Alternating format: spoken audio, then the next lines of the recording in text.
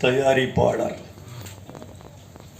முத்துக்குமார் அவர்களே, படிக்காத பக்கங்களின் இயக்குனர் செல்வம் அவர்களே, கதாநாயகன் பிரஜின் அவர்களே, மேடையில் அமர்ந்திருக்கும் கலைஞர் பெருமக்களே, இந்த படத்தின் தொழில்நுட்ப குழுவின் அன்பான கலைஞர்களே, ஊடக உறவுகளே, பாசத்திற்குரிய பத்திரிகையாளர்களே, பெருமக்களே, உங்கள் அனைவருக்கும் எனது அன்பான வணக்கத்தை தெரிவித்துக் கொள்கிறேன். இந்த மேடைக்கு ஆதவ் பாலாஜி என்ற ஒரு கலைஞர் பேச வந்தார்.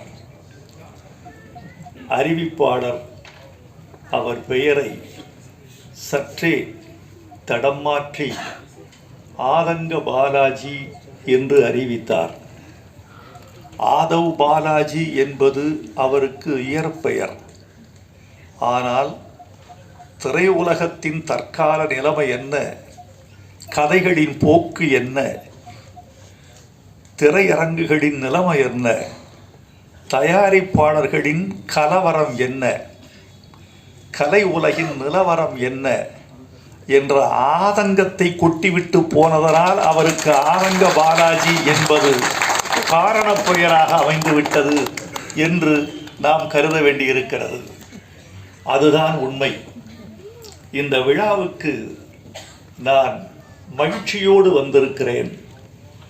காரணம் என்ன தெரியுமா தோழர்களே? வெற்றி பெற்ற பெருமக்களை வாழ்த்த செல்வது இயல்பு. நாம் சென்று வாழ்த்தாமலே அவர்கள் வெற்றி பெறுவார்கள். நம்முடைய வாழ்த்துறை ஒன்றும் அவர்களுக்கு தனியான கிரீடமாகி விடுவதில்லை. ஆனால் யாரை வாழ்த்த வேண்டுமென்றால் வளரக்கூடிய கலைஞர்களை வாழ்த்த வேண்டும், ஆதரவற்ற கலைஞர்களை வாழ்த்த வேண்டும், சாதிக்க துடிக்கிற கலைஞர்களை வாழ்த்த வேண்டும். பழையன கழிய புதியன புகுகிற போது புதிய முகங்களை, புதிய திறமைகளை, புதிய ஆற்றல்களை வரவேற்று வாழ்த்த வேண்டும். ஏனென்றால் எந்த புற்றில் எந்த பாம்போ என்று பார்ப்பவன் பழைய காலத்து மனிதன், எந்த பூவில் எந்த தேனோ என்று பார்ப்பவன் தான் புதிய காலத்து மனிதன். இந்த மலர்களில் எந்த பூவில் எந்த தேன் என்பதை யார் அறிவார்? அதனால் இந்த கலைஞர்களை நான் வாழ்த்த வந்திருக்கிறேன். அந்த தம்பி இந்த ஆதங்கத்தை சொன்னார் அல்லவா, அது குறித்து நான் ஒரு சில செய்திகளை உங்களுக்கு சொல்ல வேண்டும் என்று ஆசைப்படுகிறேன். திரை உலகம் சிதைந்து போனதற்கு காரணம் பார்வையாளர் அல்ல, நடிகன் அல்ல, கதாசிரியன் அல்ல, தயாரிப்பாளன் அல்ல, திரையரங்க உரிமையாளர்கள் அல்ல. திரை உலகம் இன்று நிறம் மாறி போறதற்கும் தடம் மாறி போறதற்கும், ஒரு படம் வெளியாகிற அன்று முன்வரிசையில் மொத்தம் 12 பேர்கள் மட்டும் அமர்ந்திருப்பதற்கும், பல திரையரங்குகள் வெளியான முதல் நாள் வெளியே யாருக்கும் தெரியாமல் ஓர் ஆளை நியமிக்கிறார்கள். அந்த பதிவு சீட்டு கொடுக்கிற நபர் தன்னை மறைத்து கொண்டிருக்கிறார். வெளியே இருந்து செய்தி வர வேண்டும். என்ன செய்தி என்றால், வெளியே வரிசையில் குறைந்தபட்சம் 15 பேர்கள் இருக்கிறார்களா, இருந்தால் இந்த சீட்டு கொடு, இல்லை என்றால் இந்த காட்சியை ரத்து செய்துவிடு என்று ஒரு தீர்மானம் அவர்களுக்குள் இருக்கிறது. 15 பேர் வந்தால் என்ன நடக்கும் என்றால், மின்சார கட்டணத்திற்கு அது கட்டுப்படியாகும். 15 பேர் இல்லை என்றால் மின்சார கட்டணத்தின் நஷ்டத்தில் அந்த திரையரங்கம் ஓடத் தொடங்கும். அந்த கட்டணத்தை தவிர்ப்பதற்காகத்தான் பதிவுச்சீட்டு கொடுப்பதற்கே, அவர்கள் அனுமதி சீட்டு கொடுப்பதற்கே தயங்குகிறார்கள். இதற்கு காரணம் யார்?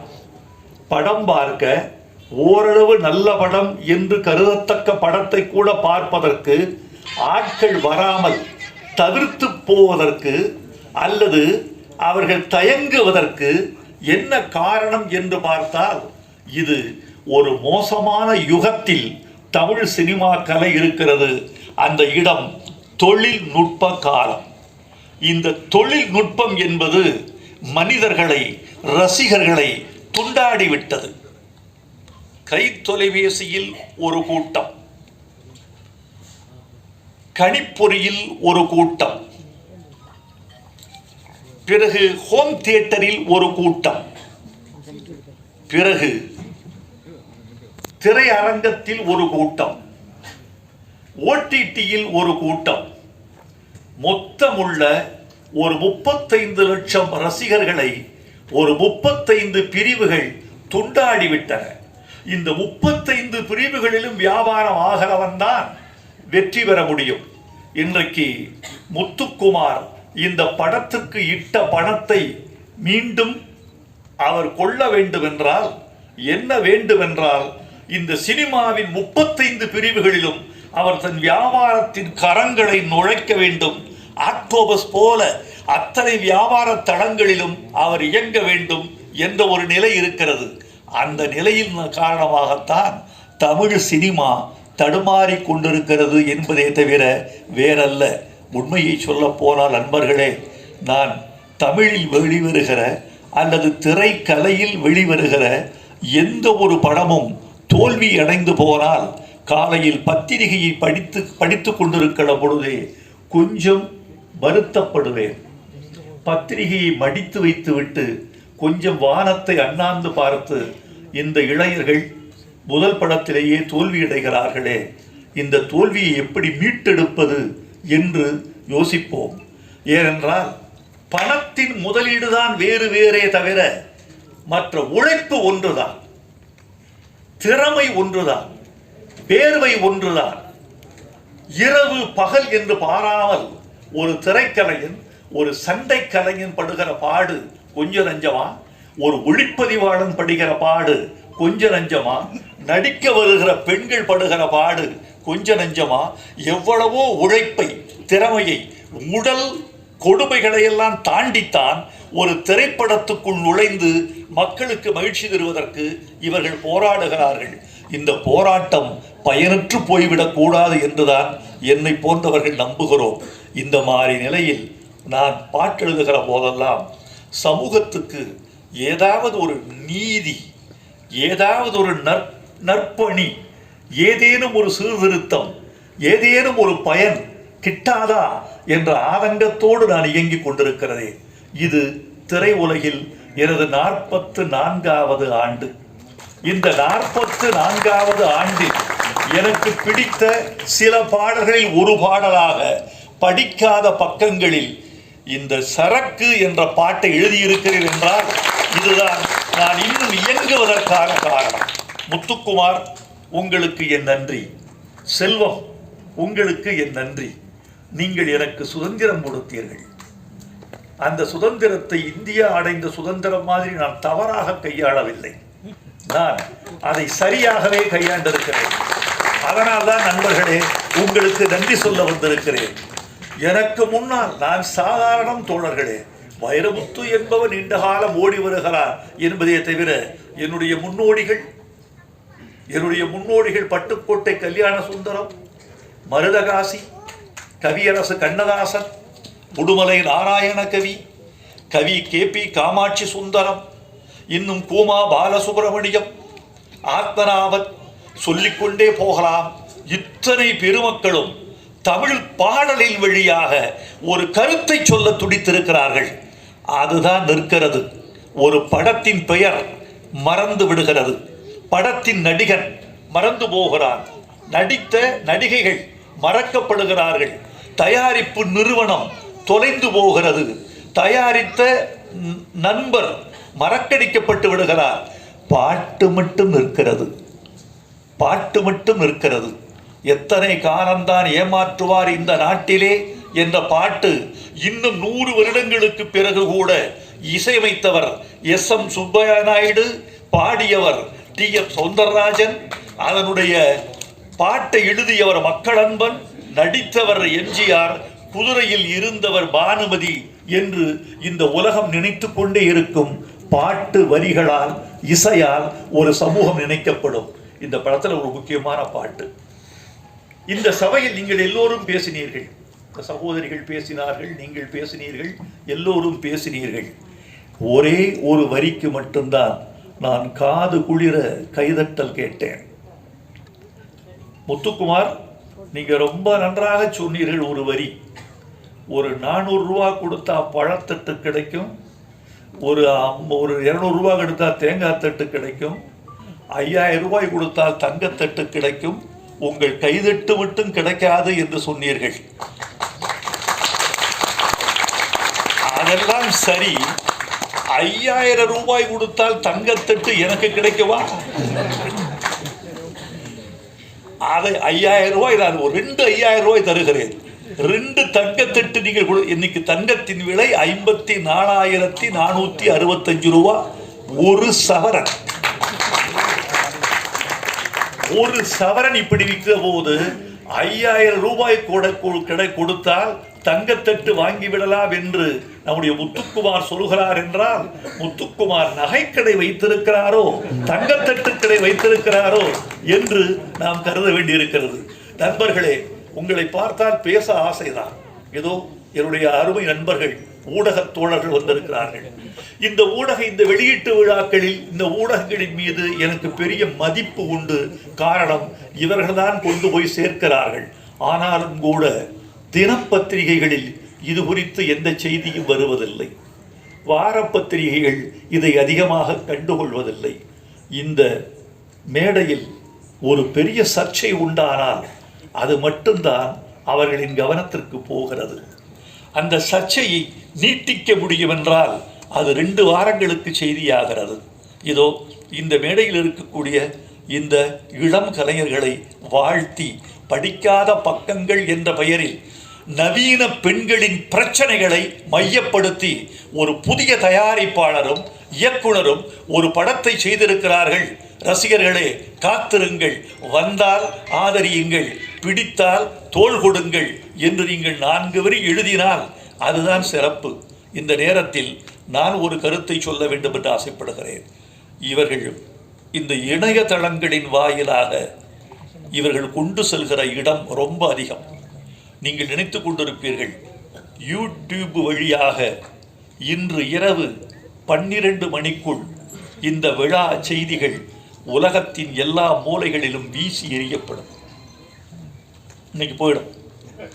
நாளைக்கு காலையில் சுவிட்சர்லாந்திலிருந்து, நெதர்லாந்திலிருந்து, ஆஸ்திரேலியாவிலிருந்து, டென்மார்க்கிலிருந்து யாரோ ஒரு தமிழர் அல்லது நிச்சயமாக ஒரு இலங்கை தமிழர் என்னை அழைத்து, உங்கள் பேச்சை கேட்டேன் ஐயா, மகிழ்ந்தேன் என்று சொல்லுவார். அந்த படம் எப்போது வெளிவரும் பார்ப்பதற்கு காத்திருக்கிறோம். இந்த காலத்தில் மதுவை எதிர்த்து ஒரு பாட்டா என்று கூட கேட்பார்கள். அப்படிப்பட்ட எல்லையை நீங்கள் தொட்டுக் கொண்டிருக்கிறீர்கள். உங்களுக்கு நன்றி. இந்த மது பாட்டை பற்றி சொல்லுகிறேன். எந்த வரிக்கு அதிகமாக நீங்கள் கைதட்டீர்கள் என்று காது கொடுத்து கேட்டேன். செல்வம் சொன்னார், இந்த படத்தில் ஒரு பாட்டு, அந்த பாட்டு மதுவுக்கு எதிராக மதுக்கடையில் பாட்டு என்று சொன்னவுடன் இந்த அரங்கம் கைதட்டலில் அதிர்ந்தது. நன்றி. மதுவுக்கு எதிராக ஒரு பாட்டு, மதுவை கொண்டாடித்தான் பாட்டு அதிகம் இருந்திருக்கிறது. தமிழ்நாட்டில் எந்த பெரும்பாலான பாடல்கள் மதுவை கொண்டாடித்தான். மதுவை கொண்டாடித்தான் பாட்டு என்று கூட சொல்ல மாட்டேன். வாழ்வை கொண்டாடி, மகிழ்ச்சியை கொண்டாடி, களிப்பை கொண்டாடி, காதலை கொண்டாடி, காதலையும் மதுவையும் பெண்ணையும் கலந்து கொண்டாடிய பாடல்கள் தான் தமிழ்நாட்டில் அதிகம். மதுவை வெறுத்து பாடிய பாட்டு கலைவாணர் பாடிய பாட்டு. குடிச்சு பழகணும் தம்பி, குடிச்சு பழகணும். என்னையா குடிச்சு பழகணும்னு சொன்னாரு? நீராகாரம் குடிச்சு பழகணும் என்று என்எஸ்கே எழுதியிருக்கிறார். அதுதான் மதுவுக்கு எதிரான ஒரு பாட்டு என்று நினைக்கிறேன். அப்புறம் ஒளி விளக்குல தைரியமாக சொல் நீ மனிதன்தானா என்று எம்ஜிஆர் பாடிய ஒரு பாட்டு. அது கூட குடித்ததாக நடித்துவிட்டு குடிக்கு விரோதமாக பாடியிருப்பார். அது ஒரு பாட்டு. இந்த பாட்டு முழுக்க முழுக்க மதுவுக்கு விரோதமான பாட்டு. கண்ணதாசன் எழுதினார், ஓர் கையிலே பெண்ணும் ஓர் கையிலே மதுவும் சேர்ந்திருக்கும் வேளையில் என் ஜீவன் பிரிந்தால்தான் நான் வாழ்ந்த வாழ்க்கை நலமாகும், இல்லையெனில் ஏன் வாழ்ந்தாய் என்றே இறைவன் என்னை கேட்பான். ஏன் குடிக்கிற, ஏன் பெண் சுகம் அனுபவிக்கிறாய்ன்னு நான் நினைக்கிறீங்க கேட்குறீங்க. இறைவன் என்ன கேட்பான், உன்னை ஊருக்கு அனுப்பிச்சு வச்சனே, போய் வெறுங்கையோடு திரும்பி வந்து விட்டாயே, மதுவையும் மாதுவையும் தொடாமல் வந்து விட்டாயே என்று அவர் ஒரு இலக்கியமாக, நயமாக, கொண்டாட்டமாக எழுதியிருப்பார். ஃபிர்தௌசி என்ற ஒரு பெர்ஷிய கவிஞன் எழுதினான், குடிக்காதவனுக்கு சொர்க்கத்தில் இடமில்லை என்றால் அந்த சொர்க்கம் என் உள்ளங்கையை போல் வெறுமையாகவே இருந்திருக்கும் என்று கேட்டான். இப்படி மதுவை கொண்டாடித்தான் நிறைய பாட்டு வந்திருக்கிறது. நண்பர்களே, மதுவின் கொடுமை தெரியுமா? இதோ இந்த விழா 2 மணி நேரத்தில் நிறைவடைய போகிறது. ஒரு 1.5 மணி நேரம் ஆகிவிட்டது. இன்னும் ஒரு அரை மணி நேரம் ஆகும் களைவதற்கு. நான் பேசி விரைவில் முடித்து விடுவேன், உங்களை இருத்தி வைக்க மாட்டேன். ஆனால் இந்த விழா தொடங்கி இந்த விழா முடிகிற 2 மணி நேரத்தில் 32 மதுச்சாவுகள் முடிந்திருக்கும். 1 மணி நேரத்திற்கு 16 மதுச்சாவுகள் நடக்கின்றன. இந்த விழா நிறைந்து முடிகிற 2 மணி நேரத்தில் 32 மதுச்சாவுகள் முடிந்திருக்கும். இந்த நாட்டில் விபத்துகள் உலகம் முழுக்க நடக்கின்றன. இந்தியாவில் கொஞ்சம் அதிகம், தமிழ்நாட்டில் இன்னும் கொஞ்சம் அதிகம் என்பதை நாம் ஒப்புக்கொள்ளத்தான் வேண்டும். இந்த விபத்துகளில் 44 முதல் 67 விழுக்காடு மதுவினால் நடக்கிற விபத்துகள் என்பதை உலக சுகாதார நிறுவனம் அறிவிக்கிறது. விபத்துக்கு காரணம், மூளைச்சாவுக்கு காரணம், கணைய அழற்சிக்கு காரணம், கல்லீரல் வீழ்ச்சிக்கு காரணம், கல்லீரலை கடிச்சு தின்னும் மது புட்டியே எழுதியிருக்கிறதுல. ஓ காசு படம் பறிச்சு தின்னும் மறந்துட்டியே. என் வரிக்கு கிடைத்த வெற்றி நான் தயங்கிய இடத்தில் இயக்குனரே எடுத்து விடுகிறார். அந்த பாட்டின் மீது அவருக்கு அவ்வளவு மதிப்பு இருக்கிறது. ஒன்று சொல்லட்டுமா, 20 மில்லிகிராம் போதும். 20 மில்லிகிராம் இரத்தத்தில் கலந்து விட்டால் பார்வை வங்க ஆரம்பித்து விடும். பார்வை குறைவு ஏற்படுவதற்கு 20 மில்லி போதும். நீங்க குடித்துக்கொண்டே இருக்கிறவன் எத்தனை மில்லி ரத்தத்தில் சேரும் தெரியுமா?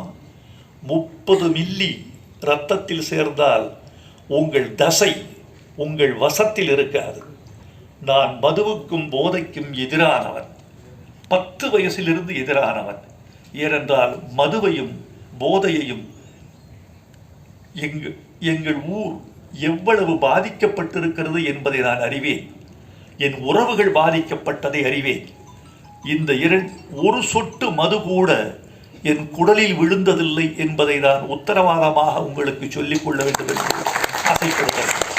போதை பழக்கம் என்பது எங்கள் உடம்பு, என் உலகத்திலேயே நான் வெறுக்கிற வாசனை ஒன்று உண்டு என்றால் அது ஒரே வாசனை, புகை வாசனை. அது மட்டும் அப்படி ஆழ தள்ளிடுது வெளியே, புகை வாசனை. மதுவை விட மோசமானது புகை. மது கூட உங்கள் உடம்பை இவ்வளவு தின்னாது, புகை தின்றுவிடும். இங்க புகை ரொம்ப கொடுமையானது. இந்த என் பேச்சை நண்பர்களே, இந்த ஒரு படிக்காத பக்கங்கள் என்ற படத்தின் வாயிலாக இந்த பேச்சை புதிய இளைஞர் திருக்கூட்டத்திற்கு நீங்கள் கொண்டு போய் சேர்த்தால் அதுதான் ஊடகம் எங்கள் தமிழுக்கு செய்கிற தொண்டு என்று நான் உங்களுக்கு நன்றி பாராட்டுவேன். முத்துக்குமார், செல்வம், உங்கள் 2 பேருக்கும் தமிழ் சமூகம் இந்த ஒரு பாடலுக்காக நன்றி செலுத்த கடமைப்பட்டிருக்கிறது என்று நான் நம்புகிறேன். உங்களுக்கு என் நன்றியை தெரிவித்துக் கொள்கிறேன். ஒவ்வொரு படத்திலும் இப்படி ஒரு பாடலை நீங்கள் வைக்க வேண்டும். அது உங்களுக்கு பெரிய பலமா இருக்கும், படத்துக்கு முதுகெலும்பா இருக்கும், அப்படி இருக்கும். எனவே இந்த இவ்வளவு மது போதையை நீங்கள் தூக்கி எறிவதற்கான ஒரு துணிச்சலை உங்கள் நெஞ்சுக்குள் நீங்கள் வளர்த்துக் கொள்ள வேண்டும் என்று நான் உங்களை விரும்பி கேட்டுக்கொள்கிறேன். நண்பர்களே, நீண்ட நேரம் பேசுவதற்கு ஆசைதான். உங்களுடைய மௌனம் எனக்கு ரொம்ப பிடித்திருக்கிறது. உங்களது பார்வை, என்னை நோக்கி குவிந்திருக்கிற உங்கள் கண்கள் என்னை பேசச் சொல்கின்றன. உங்கள் செவிகள் என் பக்கமே திரும்பி இருக்கின்றன. உங்கள் தலைகள் படமெடுத்தாடும் பாம்பு போல என்னையே பார்த்து கொண்டிருக்கின்றன. உங்களை பார்க்கும்போது மகிழ்ச்சிதான். ஆனால் நண்பர்களே, இந்த நேரத்தில் ஒரு வார்த்தை சொல்லிக் கொள்ள வேண்டும் என்று ஆசைப்படுகிறேன். ஒரு பாடலில் இசை பெரிதா மொழி பெரிதா என்பது ஒரு பெரிய சிக்கலாக பேசப்பட்டு கொண்டிருக்கிறது.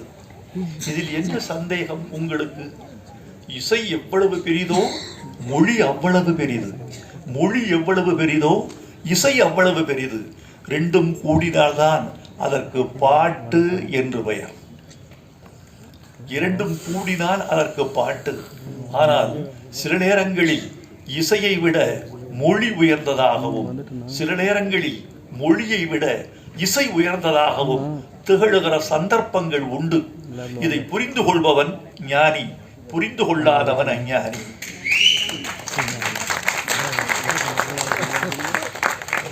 பாட்டுக்கு பெயர் வைப்பது யார்? ஒரு குழந்தை பிறந்துருது. இவங்க பிறந்து ஒரு 20 நாட்கள்ல பெயர் வைத்தார்கள். ஆணுக்கு பெயர், பெண்ணுக்கு பெயர். ஏன் பெயர் வைக்கவில்லை என்றால் என்ன? பெயர் வைத்தவுடன் தான் அவர்கள் வாழ்வு அவர்களை சார்கிறது, அவர்களின் உரிமை அவர்களை சார்கிறது, சம்பவங்கள் அவர்களை சார்கின்றன, அவர்கள் உணவு அவர்களை சார்கிறது. 4 பேர் இருக்கிறார்கள். மணி, இவனுக்கு கொடு இந்த இட்லிய. அந்த இட்லி அவனை சேர வேண்டும் என்றால் பெயர். இந்த பழத்தை பிரேமாவுக்கு கொடு, பழம் ஒருத்திக்கு சேர வேண்டும் என்றால் அவள் பெயர். சுகுணாவுக்கு இந்த ஐஸ்கிரீம் கொடு, அந்த பெயர் ஐஸ்கிரீம். இதோ லட்டு இந்த மோகனுக்கு கொடு என்று பெயர் சுட்ட உடனே தான் பொருள் உரிமை ஆகிறது. பெயர்தான் பட்டா, பெயர்தான் பத்திரம், பெயர்தான் சொத்து, பெயர்தான் நீ, பெயர்தான் ஆதார். அது இருந்தால்தான் நீ இந்தியாவில் நீ. பாட்டுக்கு பெயர் வைப்பது இசையா மொழியா? மலர்ந்தும் மலராத பாதி மலர் போல என்று பாட்டுக்கு பெயர் வைத்தது மொழி. சிட்டுக்குருவி முத்தம் கொடுத்து என்று பாட்டுக்கு பெயர் வைத்தது மொழி. மன்மத லீலையை வென்றார் உண்டோ என்று பல்லவியின் பெயரை சொன்னது மொழி. அதற்கு அழகு செய்தது இசை, அதற்கு அபிநயம் செய்தது இசை, அதற்கு சுகம் கொடுத்தது இசை, மறுக்க முடியாது.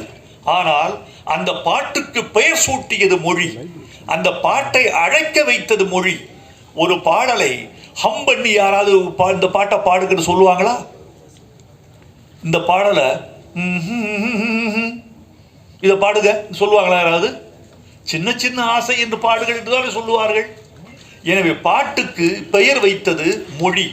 அந்த மொழிக்குரிய மரியாதையை இசையும், இசைக்குரிய மரியாதையை மொழியும் பரஸ்பரம் வழங்குகிற போதுதான் கலை வெற்றி பெறும் என்று நான் உறுதியாக நம்புகிறேன். நண்பர்களே, இந்த படம் வெற்றி பெற வேண்டும், வெற்றி பெற செய்ய வேண்டும். இன்னொன்று, நிறைவாக ஒரு செய்தி, நம்முடைய கலையில் என்ன குறைபாடுகள் என்று கலை உலகம் கருதி முடிவெடுத்தால் ஒழிய கலை வெற்றி பெறுவது மக்கள் கையில் என்று நீங்கள் கருதி விடாதீர்கள். அது உங்கள் கையில். நல்ல பொருளாக இருந்தால் எத்தனை ஆண்டுகள் கழிந்த பிறகும் கூட, எத்தனை மண்ணுக்கடியில் கிடந்த பிறகும் கூட, எத்தனை காலங்கள் கடந்த பிறகும் கூட தங்கம் தங்கம்தான், வைரம் வைரம்தான், உயர்ந்த பொருள் உயர்ந்ததுதான். ஒரு 17 நூற்றாண்டுகள் திருக்குறளை தமிழ் சமூகத்தில் காண கிடைக்கவில்லை. 2ஆம் நூற்றாண்டு 3ஆம் நூற்றாண்டுக்கு பிறகு திருக்குறளை தமிழ் சமுதாயம் புழங்கவில்லை. பக்தி இயக்கம் வந்து விட்டது.